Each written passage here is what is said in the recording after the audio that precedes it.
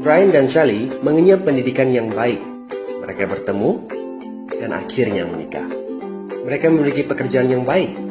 Brian memiliki jabatan tinggi di sebuah perusahaan multinasional, berpenghasilan besar, mendapat fasilitas dari kantor berupa mobil dan rumah. Mereka sangat menikmati hidup. Sering nongkrong bersama di coffee shop sepulang kantor, nonton di bioskop, mampu membeli baju dan tas yang matching, dan pergi berlibur sesekali. Tapi, kenyataan sebenarnya tidaklah demikian. Utang kartu kredit mereka terus menumpuk tak berujung.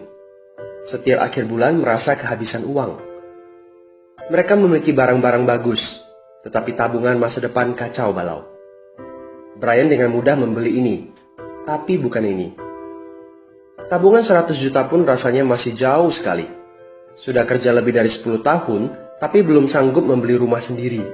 Masih tinggal di rumah milik kantor dan mengendarai mobil milik kantor. Tanpa disadari, keluarga ini menggali lubang kemiskinan.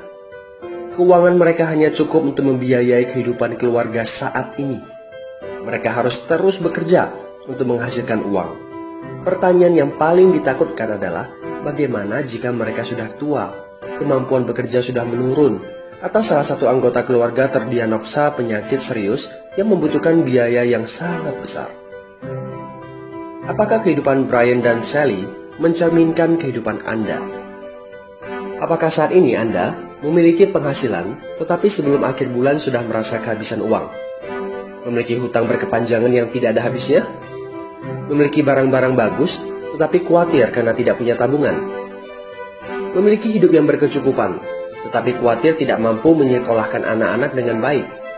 Memiliki rumah tinggal, tetapi berkemungkinan besar harus menjual rumah bagus ini karena tidak punya dana pensiun?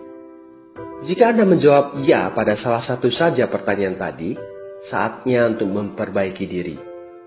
Mau jadi seperti apa kita ini kalau ternyata kita sebetulnya hanya gaya dari luar saja? Mau hidup kropos seperti ini sampai kapan? Aha, mari kita mulai menabung. Nah, apakah menabung saja cukup? Berapa banyak yang bisa Anda sisihkan untuk ditabung setiap bulan? Mari kita ambil contoh. Anda berencana untuk memiliki rumah dan mobil. Katakanlah harga rumah 600 juta dan harga mobil 200 juta. Jika Anda mampu menabung 5 juta per bulan, Anda membutuhkan 13 tahun untuk mendapatkan angka 800 juta. Masalahnya, inflasi membuat harga rumah dan mobil melambung tinggi. 800 juta akan menjadi 2,7 miliar 13 tahun kemudian. Jika kita asumsikan rata-rata kenaikan barang 10% per tahun. Ini masih soal impian untuk membeli rumah dan mobil. Padahal, masih banyak kebutuhan lain yang perlu dipersiapkan jika ingin hidup lebih baik. Bagaimana dengan persiapan dana hari tua? Agar di saat tua dan tidak sanggup bekerja lagi, Anda punya tabungan yang cukup untuk kebutuhan sehari-hari. Asuransi untuk keluarga? Dana pendidikan untuk anak-anak? Dana tak terduga untuk keperluan dadakan jika dibutuhkan, seperti keluarga sakit, dan lain-lain.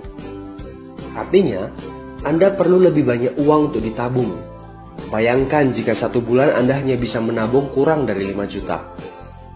Sudah jelas, jika langkah Anda hanyalah menabung, Anda seperti sedang menggali lubang kemiskinan. Hal utama yang perlu Anda lakukan adalah meningkatkan penghasilan Anda. Anda mungkin bertanya bagaimana saya bisa melakukan itu dengan segala kesibukan yang saya miliki sekarang. Apakah saya bisa tetap mencari income tambahan di luar sana tanpa mengganggu pekerjaan utama saya? Seandainya bisa, apa yang bisa saya kerjakan saat ini? Nah, langkah pertama yang perlu Anda lakukan saat ini adalah menghubungi teman yang menunjukkan video ini kepada Anda. Dia punya akses untuk jawaban dari pertanyaan Anda. Informasi, itu yang Anda butuhkan saat ini. Terbukalah, seperti parasut, pikiran hanya dapat bekerja saat terbuka.